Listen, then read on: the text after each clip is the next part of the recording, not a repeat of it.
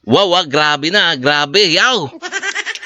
Grabing-grabe na talaga nangyayari ngayon sa gera sa pagitan ng Iran, ng Amerika at Israel. Magrabe na, grabe, matindi dito mga kababayan Ito kasi grabe talaga. Alam niyo ba kung bakit grabe Iran ang Iran tumawag at humingi ng tulong sa Saudi Arabia. Aray ko. Grabe, talagang grabe na to, matindi to Biro mo naman parang naduwag ang Iran tumawag na mismo sa Saudi Arabia. So itong ating bibigyan ng reaction to, at sama-sama natin itong panonoorin to mga guys matindi to. Bibigyan natin ng reaction to mga guys At isa pa, ang Amerika at Israel magkasabay na sasalakay sa Iran para durugin. Wow, dudurugin na talaga. Grabe. So, ngayon, kung bago ka pa lang sa akin channel, please wag mo muna kalimutan mag-like and subscribe sa ating YouTube channel bago tayo mag-umpisa. Okay, no? So, please and also please pakisubscribe din kay Guide Good News Philippines. Okay, no? So, umpisa na natin kung paano naduwag ang Iran. Amerika at Israel all-out war na laban sa Iran. Imbahada ng Amerika sa gitnang silangan. Binalaan ang mga US citizens sa Bahrain, Iraq, Israel, Jordan, Kuwait, Lebanon, Oman, Qatar, Saudi Arabia at maging sa United Arab Emirates na maging alerto at handang umalis kung kinakailangan. President Trump at Prime Minister Netanyahu may malaking sorpresa sa mga kalaban sa gitnang silangan. Ito ay sa patuloy na agresyon ng Iran sa kanilang mga katabing bansa. Nagpadala ng karagdagang mga gamit pandigma ang Amerika sa gitnang silangan upang palakasin ang depensa at opensa laban sa Iran. Plano ng Amerika at Israel na bombahin ang lahat ng mga infrastruktura ng Iran simula sa enerhiya, tubig at maging sa pang-ekonomiya. Ayon kay President Trump, ito na ang kanilang pinakamalakas na gagawin matapos ang ikalawang pandaigdigang digmaan. Iran kabado na dahil sa nalalapit na magkasanib na opensiba ng Amerika at Israel laban sa kanila. Biglang ipinahayag ng Iran na bukas na raw ang Strait of Hormuz para sa lahat. Dagdag pa dito, sa unang pagkakataon, tumawag ang Iran sa Saudi Arabia upang ipaalam na handa na sila. Teka tingnan nyo naman grabe na ang Iran ang Iran talagang dudurugi na talaga ni Uncle Sam. Matindi to, grabe na talaga nangyayari ngayon talagang gustong-gusto nang tapusin ng Amerika ang gera sa Iran. Yan, pati ang Saudi Arabia, lahat ng halos katabi ng Iran sama-sama ng dudurugin ang Iran. Kasi itong Iran na to sobrang kulit talaga no? Mayabang. Matindi ang kayabangan Kaya nga tumawag na ang Iran sa Saudi Arabia para umingi ng tulong. Ewan natin diretso pa natin kung ano mangyayari. Silang makipagnegosasyon at pahupain ang tensyon sa gitnang silangan. Ang dating agresibo at mayabang na leaders at militar ng Iran ngayon biglang natauhan. Nagbabala naman ang Kingdom of Saudi Arabia, Syria at Jordan laban sa Iraq na kapag magmumula dito ang pag-atake laban sa kanilang bansa, hindi mag-aatubiling gagawa ng hakbang ang tatlong bansa laban sa mga kalaban. Sa katunayan, nagpadala na ng karagdagang sundalo ang Syria sa border nito sa Iraq upang masigurong walang makakapasok na Iran proxy sa kanilang bansa. Hindi papayag ang bagong leader ng Syria na magamit sila ng Iran sa kanilang proxy war. President Trump pinagtawanan at hinaliit ang 5 ballistic missile na inilunsad ng Iran laban sa Jordan noong nakarang araw. Shot at Jordan, and our guys were there. Bing, bing, bing, bing, bing. 5. Bing, bing, bing, bing, bing.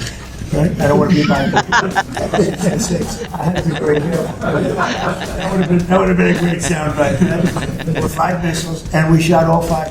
Ito mga kababayan, tingnan naman, nakakatawa Nakakatawa talaga to si Presidente Trump na talagang minaliit niya talagang in-small niya, minaliit niya yung mga missile ng Iran. Kaya nga nagpatawa na lang si President Donald Trump sa kanyang sa kanyang mga yung panayam sa kanya. Kasama niya yung kanyang mga bigatin mga gabinete, si Secretary Buara, si Secretary Hegchet, tsaka yung isa, mga matitinding sekretary niya yan, ha.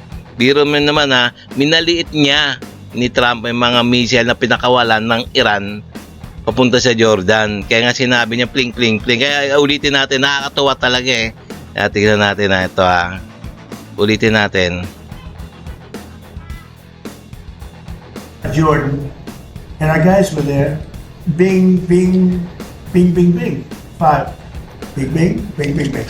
Right? I don't want to be back. I had to be great. That would have been a great sound, but there were 5 missiles.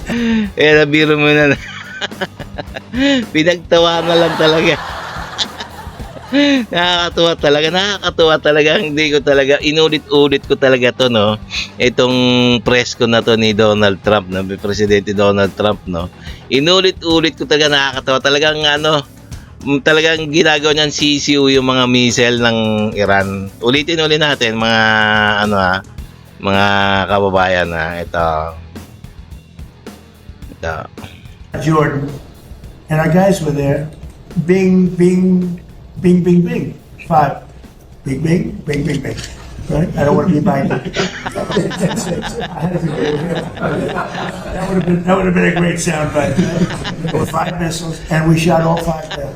Nakakatawa talaga to, mga kababayan. Nobody else has May said that. kasamang comedy to si These weapons Presidente every Donald day. Trump, eh. We have to be very careful about. Sa takot na magalit si President Trump sa balitang magsusupply ng 400 shoulder-fire air defense system ang China sa Iran, Chinese Foreign Ministry agad na sinabing hindi totoo ang balita. Ito na mga in-check na to, itong mga in-check naman na to, no. Itong China, no. Biglang natakot nung nang nabalitaan ng Amerika ni Donald Trump, na nagsusupply ng mga air defense ang China sa Iran. Ayun, bumuelta kagad, nagsinungaling kagad yung foreign minister ng China na hindi daw sila yung nagsusupply ng mga air defense ng Iran. Napakasinungaling talaga, no. Biglang cambio ang China, no. Nang nalaman, kasi natakot nga kay Donald Trump. Kapag nalaman ni Donald Trump na nagsusupply ang China ng mga armas papunta sa Iran, talagang may mangyayari. Sigurado takot ang China sa Amerika, kasi ang mangyayari ka diyan, pag nalaman ni Donald Trump, sa palagay ko lang, na talagang magagaya ang bansang China sa Iran, na wasak-wasak ang bansa. 这个问题我们已经多次阐明了立场，有关报道不符合事实，毫无根据。中方发挥的始终是促和止战的作用。 Balitang West Philippine Sea naman tayo, mga kabayan. Department of National Defense Secretary Gibo Teodoro Jr. ang nangungunang opisyal ng gobyerno ng Pilipinas na sinusugpo ang China. Ayon sa kalihim ng depensa, wala siyang alam sa anumang provisional agreement ng Pilipinas at China sa Ayungin Shoal. Dagdag pa dito, inihayag din ng kalihim ng depensa na hindi pwedeng lumapit o pumasok ang anumang representante ng militar ng China sa mga infrastruktura o opisina ng Armed Forces of the Philippines at Department of National Defense. Specifically, Secretary, halimbawa itong alleged provisional agreement na 2 years na namin tinatanong sa DFA ni Ami at saka ni Ed. Pero hindi kami nakakakuha ng konkretong sagot. Meron ba talaga o wala, no, itong provisional Wala akong agreement? nalalaman na ganyan at wala akong pinirmahan or even kinonsentan na ganyan. Yeah. So, Hindi pwedeng gawin dito sa departamento na pakisama sa anything na ganyan. But the point is there really one? No? yeah. And with the seeming discordant messages between China and the Philippines, I think it's obvious that there was neither an agreement No, neither an understanding, because there's a misunderstanding. Yeah. And there's always been a misunderstanding and much less an agreement. As far as I can see, because I'm not privy to anything of that nature, because I do not deal at all Yes. with China. As far as that's Pero concerned, kung ginagawa yun, hindi namin ginagawa sa kanila yun. Hindi nga sila makatungtong dito eh. Campaginaldo, tsaka yung attaché hindi pwedeng pumasok dito. So, paano ko ba ano yan? Much less na magbibigay kami ng information sa Beijing DAFA, no? Kasi hindi secure yun. yes, sir. Yes, sir. Pero nothing of the sort na tipong a general notification to all countries with claims that, for example, Hindi, there's going to be... wala. Walang ganon. Ginagawa lang yung the general notification pag may NOTAM, notice to ERME, Yeah. let's say maritime cooperative Yes, sir. activities, magkakaroon ng ganon, at nagbibigay tayo ng sapat na notice to comply with international regulations. Hindi katulad ng China, magpapapatak ng missile sa malayo, 3 oras lang yung lead time. China, magpapatupad daw ng law enforcement sa Baho de Masinloc, aakyatin at huhulihin daw ng China Coast Guard ang mga barkong lumalapit dito. Wow, matindi to ha. Matindi to, grabe na ha. Itong gagawin ng China. Magpapatubad daw sila ng kanilang batas ha, na bawal na lumapit sa Baho de Masinloc. Mga ulol. Hindi naman sa kanilang bansa, hindi naman sa kanilang teritoryo yan, yung Baho de Masinloc eh. Kasama sa ating EEZ yan ha, Exclusive Economic Zone. Tingnan na, mga baliw na talaga to.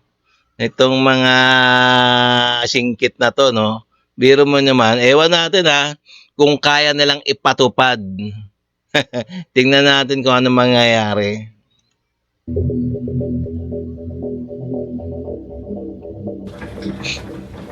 Ayan, tingnan mo na, no? Uhulihin daw kung sinong barkong pumasok sa Baho de Masinloc. Puro mga ano lang naman to, bunganga lang naman eh. Ewan natin na susunod na araw kung kaya nilang ipatupad yan ha.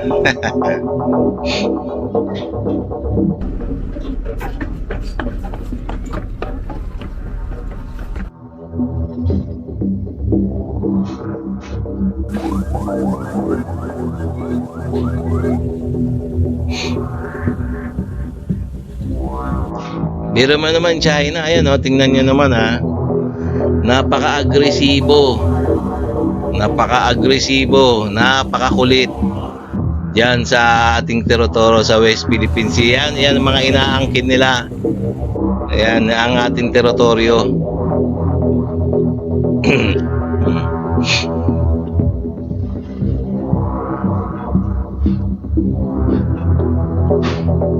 Laban Pinas.